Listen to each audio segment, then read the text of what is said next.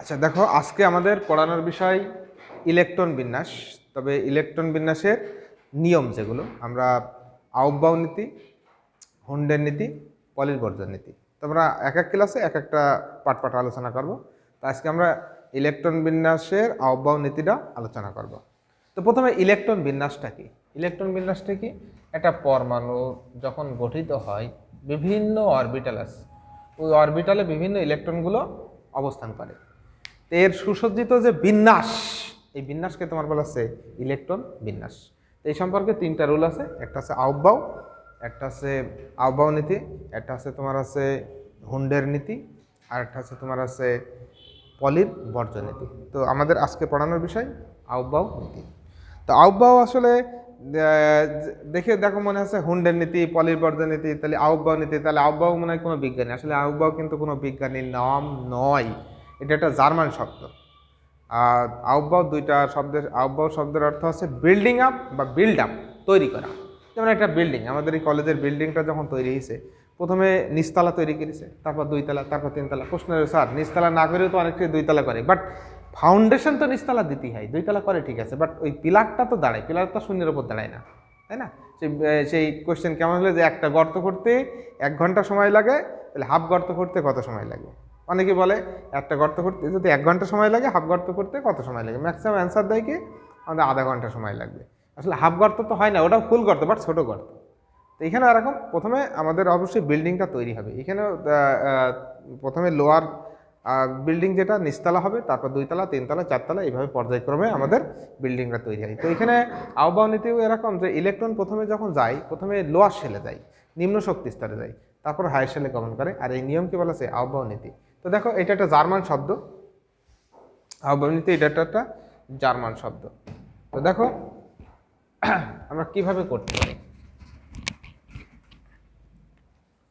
প্রথমত 1s, তারপরে আমরা 2s, আমরা সম্ভাব্যতা নির্ণয় করেছি 2s, এটা হচ্ছে 2p, 3s, 3p, 3d, 4s, 4p, 4d, 4f। এভাবে এফ পর্যন্ত সব চলে যেতে পারে, কিন্তু আমরা একটু কমাই দেব। এটা আমরা করবো হচ্ছে 5s, 5p, 5d, 6s, 6p, 7s। এই যদি না দিতাম চলতেই থাকতো, এটা যদি না বন্ধ করতাম তাহলে চলতেই ছিল। তো ইলেকট্রন প্রথমে এইভাবে যায়, এইভাবে তোমরা দাগ কেটে নিবা, তোমাদের জন্য সুবিধা হবে। একদম সোজা স্কেল দিয়ে যেরকম দাগ টানে সেইভাবে দাগ টানবা।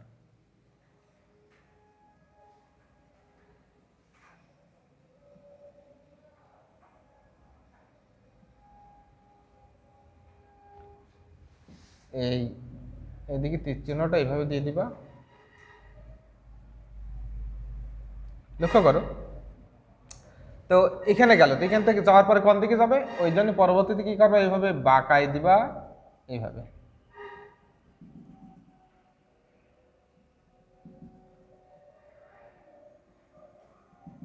বাঁকায়ে এটা এখান থেকে এইভাবে দিয়ে দিবা।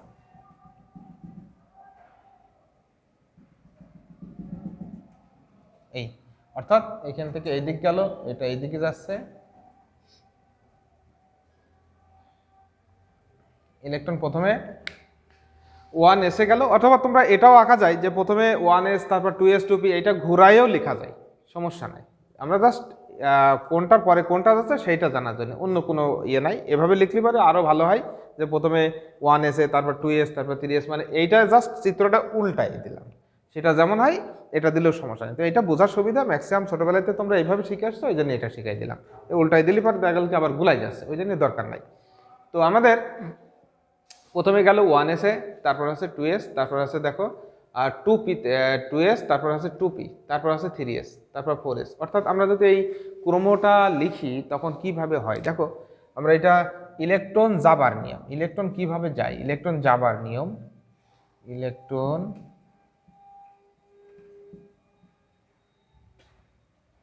অগ্রাধিকারে যাবার নিয়ম, মানে কোনটাই আগে যাবে, অগ্রাধিকারে যাবার নিয়ম। কি হবে, প্রথমে যাবে হচ্ছে আমাদের 1s, তারপর হচ্ছে 2s। ভুল করে অনেকেই কমা দেয়, মাস্ট বি, এই ভুলটা যেন দয়া করে করবে না, কখনোই কমা হয় না। 2s 2p, 2pর পরে কোথায় গেল আমাদের, দেখো 3s এ গেছে। 3s এর পরে আমাদের এখান থেকে এখানে আসলো, এসে দেখো 3p তে গেছে।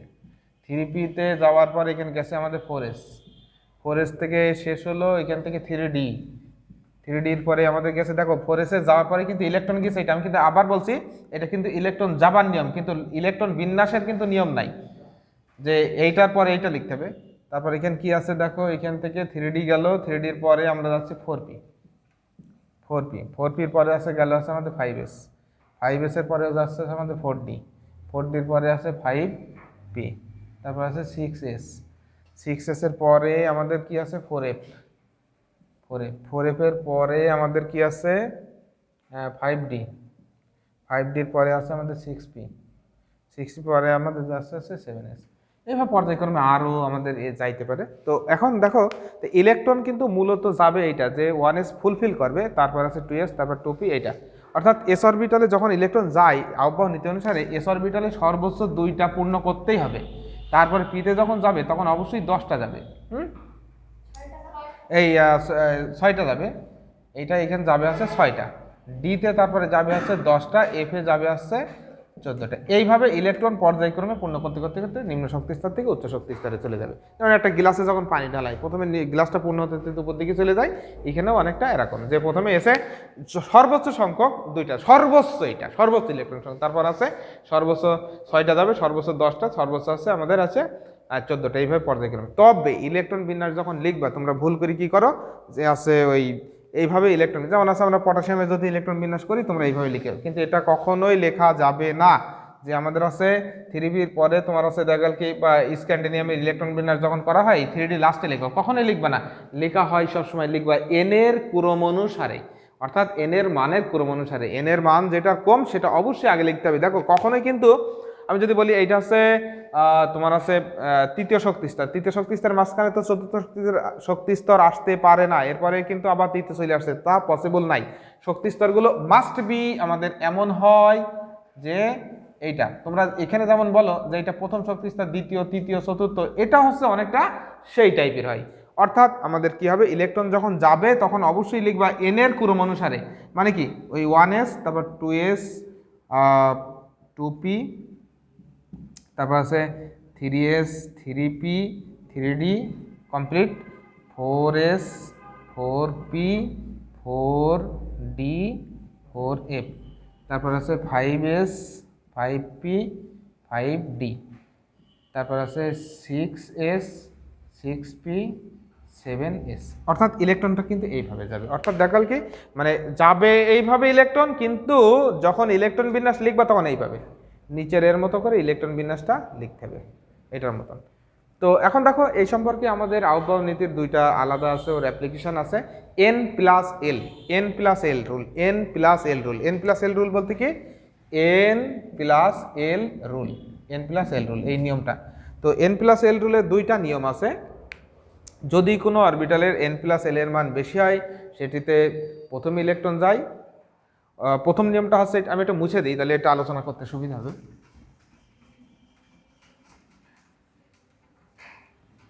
দেখো n+l এর যে নিয়ম, n+l এর যে নিয়মটা হয়, তো প্রথমে হচ্ছে আমাদের ইলেকট্রনটা ফার্স্ট নিয়ম যে যার n+l এর মান কম হয় সেটিতে প্রথম ইলেকট্রন যায়, এরপর যার n+l এর মান বেশি হয় সেইটাই আমাদের ইলেকট্রন প্রবেশ করবে।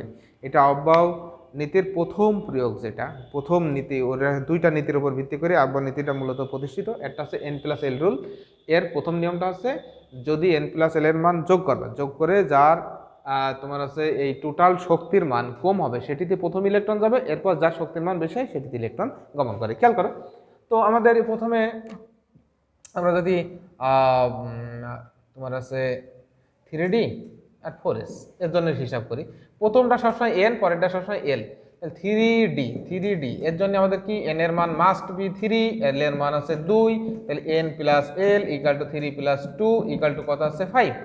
খেয়াল করো আমাদের 4s, তাহলে 4s এর জন্য আমাদের কি লিখতে পারি 4 তোমার আছে N equal to 4, L equal to আমরা লিখতে পারি 0, তাহলে 4 প্লাস 0 মানে এন প্লাস এল যখন হবে 4 প্লাস 0 ইকাল টু 4। দেখো লক্ষ্য করো এই যে এন প্লাস এল এর যে নিয়মটা এখানে হলো 4 আর এখানে হলো 5, তো বলছে যে আমাদের এন এর মান যেটিতে কম সেটিতে প্রথমে ইলেকট্রন যায়। ওই জন্যই দেখো আমাদের এখানে কিন্তু আমরা যখন ইলেকট্রন যাবে অবশ্যই 4s এ আগে ইলেকট্রন যাবে, তারপরে আমাদের আছে 3d তে ইলেকট্রন গমন করবে। সে দেখো আমরা যদি পটাশিয়ামের ইলেকট্রন বিন্যাসটা করি, সব থেকে সহজ একটা উদাহরণ প্রায় পরীক্ষা আসে যে পটাশিয়ামের 19তম ইলেকট্রনটা 3d তে না যেয়ে 4s এ যায় কেন, পটাশিয়ামের 19তম ইলেকট্রনটা 3d তে না যেয়ে 4s এ যায় কেন। আমরা যদি করি দেখো লক্ষ্য করো পটাশিয়ামের ল্যাটিন নাম আছে ক্যালিয়াম বলে, যেটাকে ল্যাটিন শব্দ সেখান থেকে কে এসছে 1s2 2s2 2p6 3s2 3p6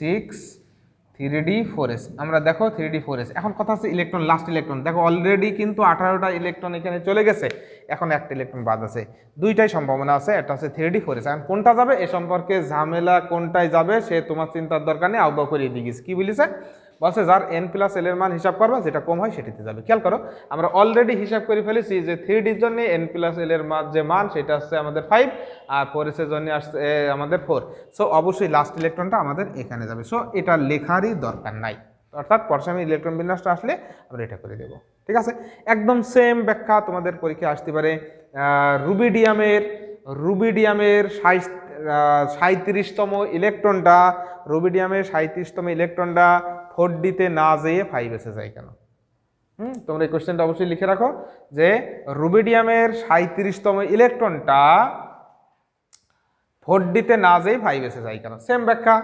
same ব্যাখ্যা আমি বলছিলাম, তাহলে আছে 4d আর এখানে দুইটা বিষয় 5s n প্লাস এল হিসাব করলে এখানে আছে 4 প্লাস 2 ইকাল টু 6 আর এখানে কত আছে 5 প্লাস 0 ইকাল টু 5, নিশ্চিতভাবে এন এর মান এখানে কম, তাই এখানে ইলেকট্রনটা আগে যাবে। সেম আরেকটা কোশ্চেন বলা যায় যে তোমার আছে এটা সিজিয়ামের 55তম ইলেকট্রনটা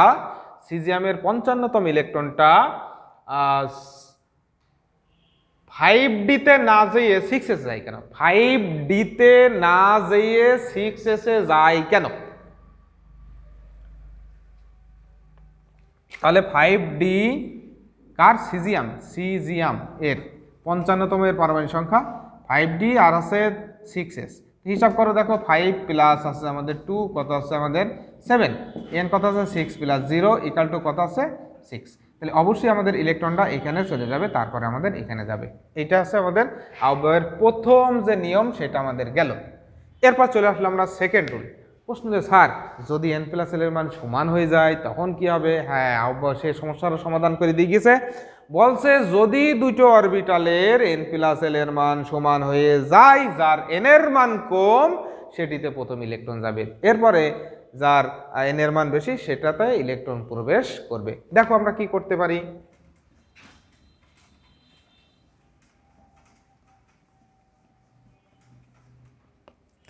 n প্লাস এল এর 2 নম্বর নিয়মটা, তাহলে আমরা বলছি যে n প্লাস এল এর মান যার আছে দুইটা সমান হয়ে যায়, যেমন আমরা যদি হিসাব করি তোমার আছে 3d আর আছে 4p, এই দুইটার আমরা হিসাব করলাম। সবসময় প্রথমটা n পরেরটা কিন্তু l, আর এইটা মনে রাখার জন্য তোমরা সবসময় মাথায় রাখবা l এর মান s এর জন্য 0, s এর জন্য তোমার আছে 0, আর তোমার আছে l এর মান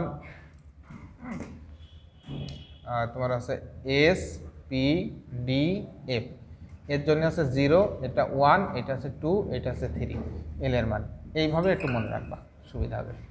তাহলে তোমার n প্লাস এলটা হিসাব করতে অনেক সহজ হবে। এবং আছে এল এর মান কত, ওর ইলেকট্রন ধারণ ক্ষমতা কত, এইগুলো যদি মনে রাখো তোমার ইলেকট্রন বিন্যাসটা অনেক হেল্পফুল হবে। খেয়াল করো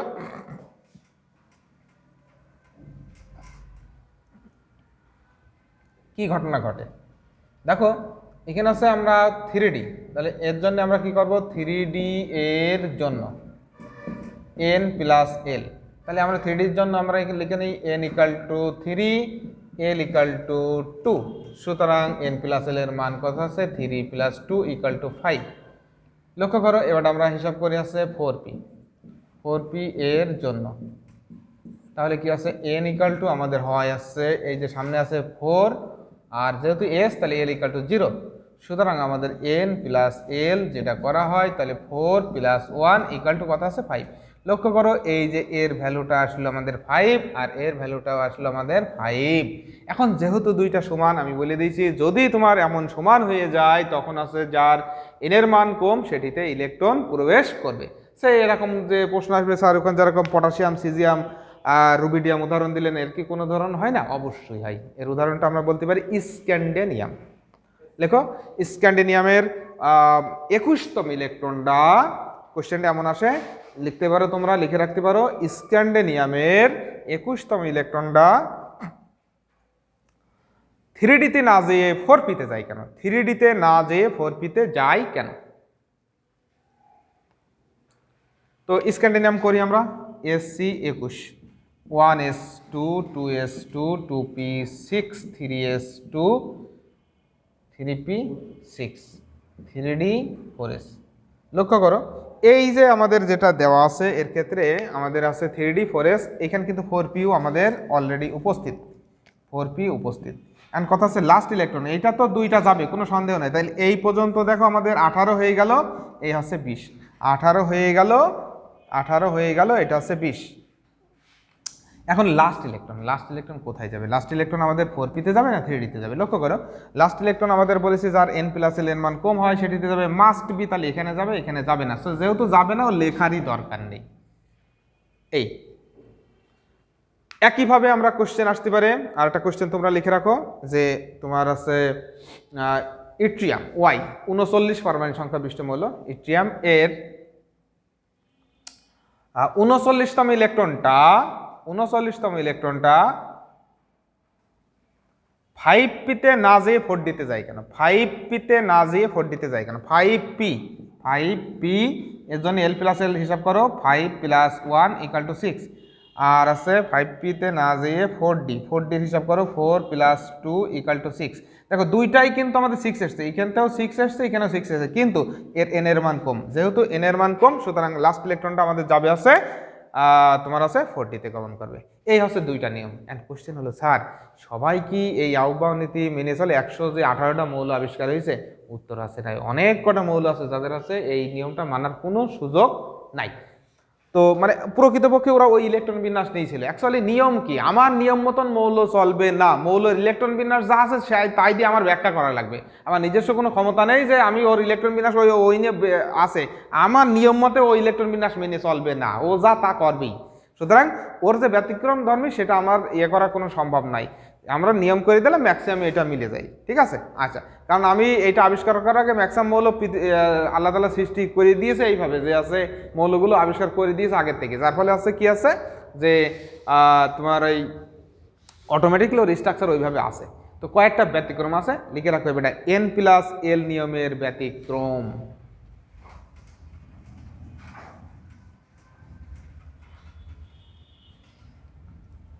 n প্লাস l নিয়ম এর ব্যতিক্রম।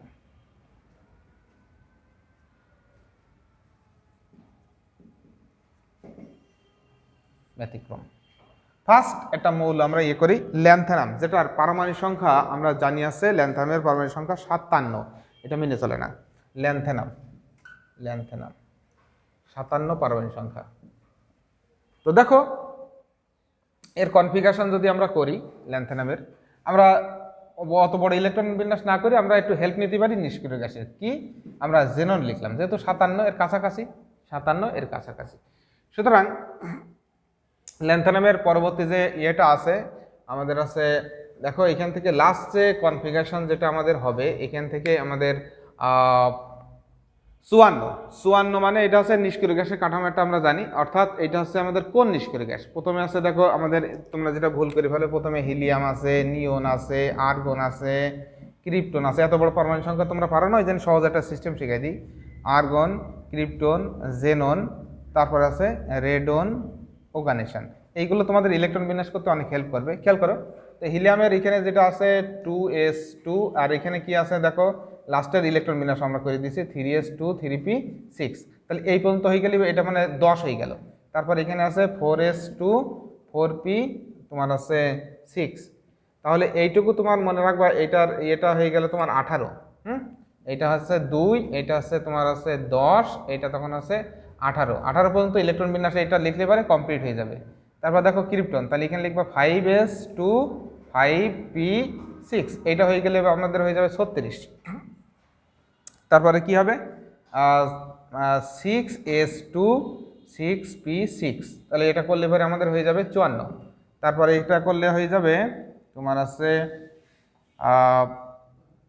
7s2 তোমার আছে 7p6, এটা হয়ে যাবে আছে আমাদের এটা যেটা 86, একদম এই পর্যন্ত 86 পর্যন্ত ইলেকট্রন কনফিগারেশন। তারপর আছে 8s2 8p6, এটা হয়ে গেল আমাদের 118। অর্থাৎ এই কাঠামোগুলো, এই পারমাণবিক সংখ্যা কিন্তু তাই, এই যে এর পারমাণবিক সংখ্যা 2, এটা 10, এইকে লাস্টে লিখে দিলাম। তোমার আছে 36 54 86 118। এখন আমরা দেখো আমরা অলরেডি কিন্তু জেননটার হেল্প নিয়েছি, এখানে আমরা হেল্প নিয়েছি কোনটার, জেননের। যখন এই জেনের হেল্প নিয়েছি তাহলে এই পর্যন্ত কিন্তু আমাদের হয়ে গেছে অলরেডি। দেখো আমাদের 54 পর্যন্ত কনফিগারেশন এখানে কমপ্লিট, 54 পর্যন্ত এই পর্যন্ত ইলেকট্রন কনফিগারেশন কমপ্লিট। এবারে দেখো এরপরে যেহেতু 6p আমাদের এখানে দেওয়া আছে, তোমার আছে তোমার এখানে আছে 54, অর্থাৎ এখানে ভুল গেল কোনোটা নাকি 1s2 2s2 3s, হ্যাঁ ঠিক আছে।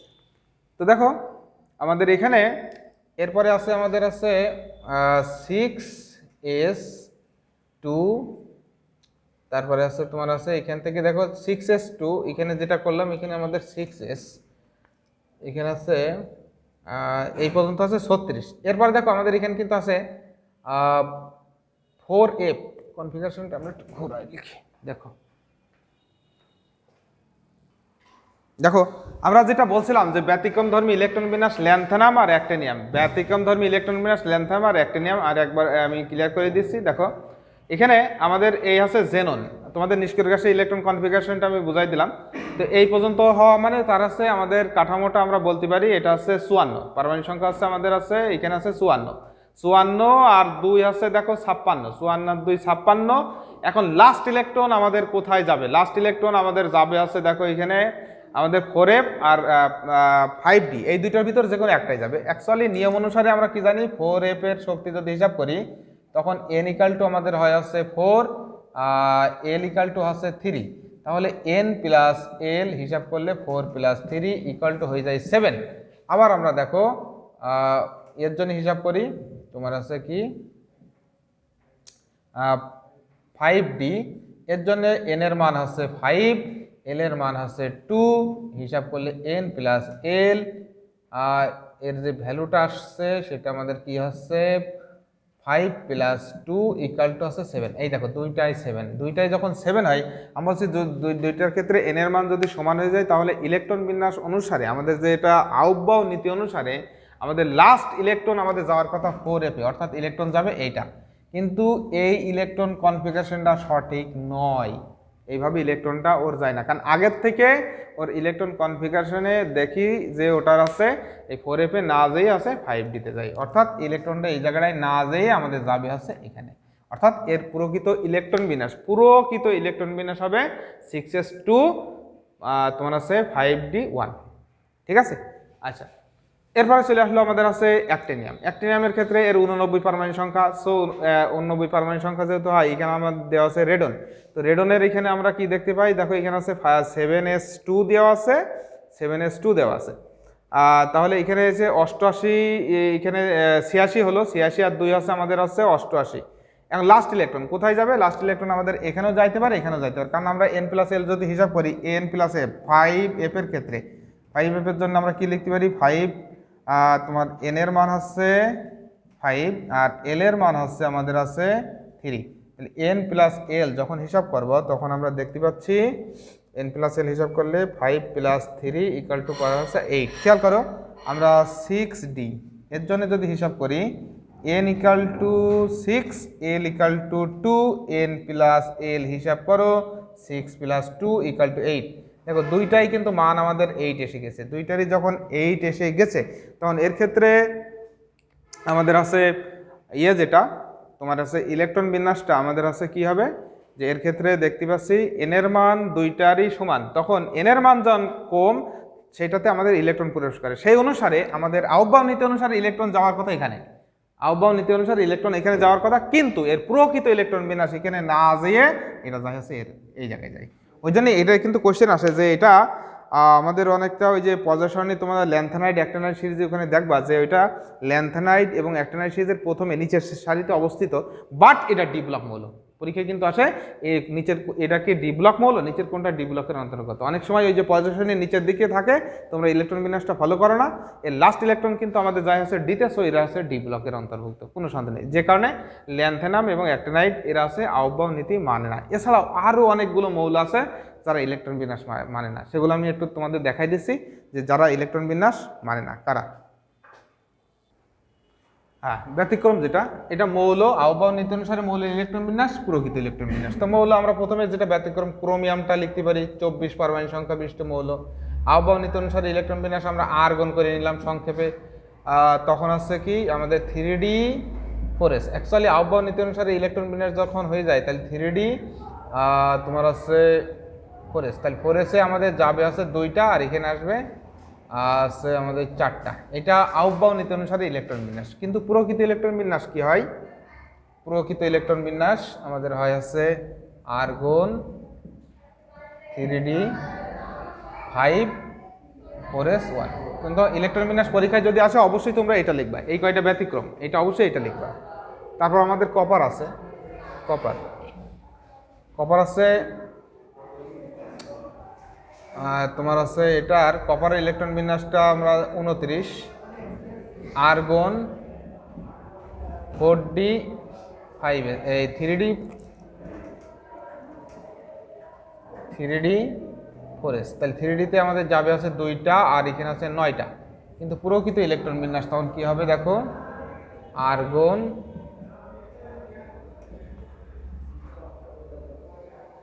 3D4s, 4s এখানে যাবে আছে আমাদের 1টা আর এখানে 10টা।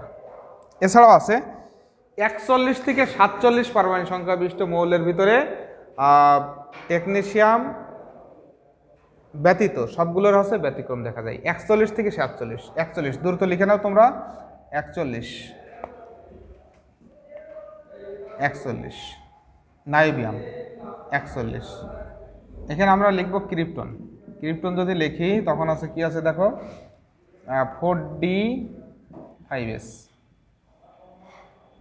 তাহলে অ্যাকচুয়ালি ক্রিপ্টন যখন লেখা হয় তাহলে 36, এখানে আছে 36 আর 2 কত আছে আমাদের আছে 38 আর কত 41, তাহলে 3 হয়।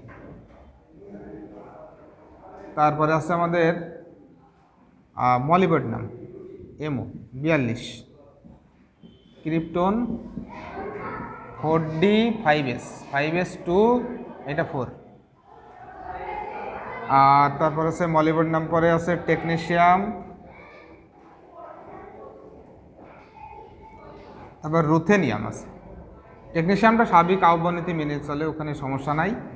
তোমার আছে এইটা 44, ক্রিপ্টন 4D5s 5s2, তাহলে 36 আর 2 38 আর কত দিলেই তোমার আছে 44 হয় 6। তারপর আছে রোডিয়াম RH 45, ক্রিপ্টন 4D5s, তাহলে 5s আমাদের হচ্ছে 2টা হয় আর এখানে হচ্ছে আমাদের হয় 7টা। প্যালাডিয়াম PD লেডের বিপরীত মনে আছে 46, ক্রিপ্টন 4D তোমার আছে 4D5s, তাহলে আমাদের এটা আছে 2টা আর এটা আছে 8টা।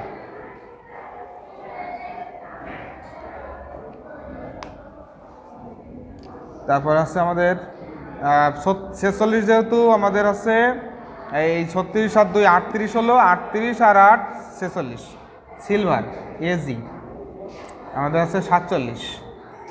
ক্রিপ্টন 4D 5S, 5S-এ 2টা, আর এখানে চলে আসলো আমাদের আছে 9টা। এগুলো হচ্ছে আমাদের আউটবাউ নীতি অনুসারে এই ইলেকট্রন বিন্যাস হয়, কিন্তু এটা প্রকৃত ইলেকট্রন বিন্যাস নয়। প্রকৃত ইলেকট্রন বিন্যাস কি হবে দেখো, ক্রিপ্টন এখানে লিখবা আছে 4D, আমাদের এটা লিখতে লিখতে এদিকে চলে এসছে, আসলে জায়গার স্বল্পতার কারণে এটা হয়েছে। 4D 5S, 5S-এ একটা যায় আর এখানে 4টা হয়। এই পুরোটি ইলেকট্রন বিন্যাসটা লিখে রাখো, এইগুলো পরীক্ষায় কিন্তু আসে। নিচের কোনটা এর ইলেকট্রন বিন্যাস? ক্রিপ্টন আমাদের কি হবে 4D 5S, তাহলে 5S-এ একটা যাবে আর এখানে আসবে তোমার আছে 5টা। তারপরে কি হবে তোমার আছে ক্রিপ্টন, এখানে আছে 4D 5S, ক্রিপ্টনের ইলেকট্রন বিন্যাসটা করলাম। তারপরে আছে তোমার আছে এখানে একটা হবে, এখানে হবে 7টা। তারপরে আছে চলে আসলো আমাদের রোডিয়াম, ক্রিপ্টন 4D 5S, 5S-এ 1 হবে, এইটা হবে আমাদের 8টা। এটার ক্ষেত্রে কি হয়, ক্রিপ্টন 4D 5S, 5S-এ এখানে হয় একটা, আর এইটা হওয়ার কথা আছে 9টা, কিন্তু এটা এত ব্যতিক্রম, এটা ফুল এইটা 0 করে দেয়, 0 করে দেবে। আর এখানে তোমার হয়ে যাবে 4D, এখানে হয়ে যাবে আছে 10টা। তারপরে কি আছে দেখো, এটা আছে ক্রিপ্টন 4D 5S, এটা আছে একটা হবে, এটা আছে 10টা হবে। এই আচ্ছা, এখানে জায়গা নেই, আমরা এগুলো তোমাদের তোলা হয়েছে সম্ভবত। এরপরে আমাদের আরও কিছু আছে, গ্যাডোলিনিয়াম 64 পারমাণবিক সংখ্যা, প্লাটিনাম এবং গোল্ড, সেগুলো ব্যতিক্রম আমি লিখে দিচ্ছি তোমাদের, এখানে জায়গা নেই, এটা মুছে নিই। দেখো আমাদের এখানে গ্যাডোলিনিয়াম, এর নাম হচ্ছে গ্যাডোলিনিয়াম, গ্যাডোলিনিয়াম, এটা প্লাটিনাম, এটা গোল্ড, প্লাটিনাম গোল্ড। আর ওখানে তাহলে ব্যতিক্রম একটু মনে রাখবা, ক্রোমিয়াম কপার, ক্রোমিয়াম কপার। আর 41 থেকে 47 পর্যন্ত এর ভিতরে শুধু বাদ যাবে আমাদের টেকনিশিয়াম, ওইটা স্বাভাবিক আহ্বান নীতি মেনে চলে। আর বাকি 41 থেকে 47 পারমাণবিক সংখ্যা বিশিষ্ট ওরা সব আছে আহ্বান নীতির ব্যতিক্রম, মনে থাকবে। তাহলে মোট ব্যতিক্রম ওখানে আছে ক্রোমিয়াম কপার, 41 থেকে 47 ভিতরে শুধু ব্যতিক্রম আছে আমাদের আছে টেকনিশিয়াম। আর এখানে ব্যতিক্রম হচ্ছে আমাদের গ্যাডোলিনিয়াম, প্লাটিনাম, গোল্ড। খেয়াল করো, গ্যাডোলিয়ামের 64 পারমাণবিক সংখ্যা, তাহলে এই গেল 54, আর আছে 4F8, 5D0, 6S2, অর্থাৎ 6S-এ গেল 54, 2 56, 56 আর 8 64, এটা আহ্বান নীতি অনুসারে। কিন্তু এর প্রকৃত ইলেকট্রন বিন্যাসটা আমাদের যায় আছে এটা, কারণ এটা ব্লক মৌল, যার ফলে কি আছে 5D-তে একটা যায় আর এখানে আছে 7 হয়, এর আছে এটা প্রকৃত ইলেকট্রন বিন্যাস। তারপর আছে প্লাটিনাম, এখানে আছে 54, আর আছে তোমার হচ্ছে 14, 68, 68, 70, 70, 78, কিন্তু এখানে হয় কি লাস্টে যখন ইলেকট্রন কনফিগারেশন হয় আমাদের কি আছে 6S-এ একটা যায় আর এখানে আছে 9টা আসে। এরপরে কি আছে গোল্ডের ইলেকট্রন কনফিগারেশন আমরা যেটা দেখতে পাই 4F-এর 14টা থাকে, এখানে আছে 9টা, এখানে 2টা। সো আমাদের ইলেকট্রন বিন্যাস যদি করা হয় তখন কি আছে, আমরা জানি অর্ধপূর্ণ পরিপূর্ণ অরবিটাল সবসময় অধিক স্থিতিশীল হয়, যার ফলে কি আছে এখানে দেখো 9টা, এটা হচ্ছে অর্ধপূর্ণ, পরিপূর্ণ কিছু নাই, বাট এটা পরিপূর্ণ। ও তখন কি করে একদম ক্রোমিয়াম কপারের মতো ব্যতিক্রম আর কি, তো এটা এর কাছে চলে আসে। আসলে পরে আমাদের আছে এটা তোমার আছে 6টা হয়ে যায়, 6টায় একটা হবে, 6S যেটা সেটা আছে একটা হবে, এবং আছে 5D-তে 10টা হবে। বিশেষ করে তোমাদের ব্যতিক্রমধর্মী পরীক্ষায় যেটা আসে ক্রোমিয়াম কপার এইটা আসে, আবার আছে গোল্ডের আসে, সিলভারের আসে, আর গোল্ডের আসে। এই 4টে বেশি পরীক্ষায় দেয়, এই 4টে ভালো করে দেখবো। এটা আছে 1B-র মৌল, মুদ্রা ধাতু বলা হয় এটা, এরা সবই টোটালি ব্যতিক্রম ধর্মী, সাথে ক্রোমিয়ামটা একটু ব্যতিক্রম ধর্মী এটা প্রদর্শন করে, ঠিক আছে। তো এই গেল মোটামুটি আহ্বান নীতি অনুসারে আমাদের মৌলের ইলেকট্রন বিন্যাস।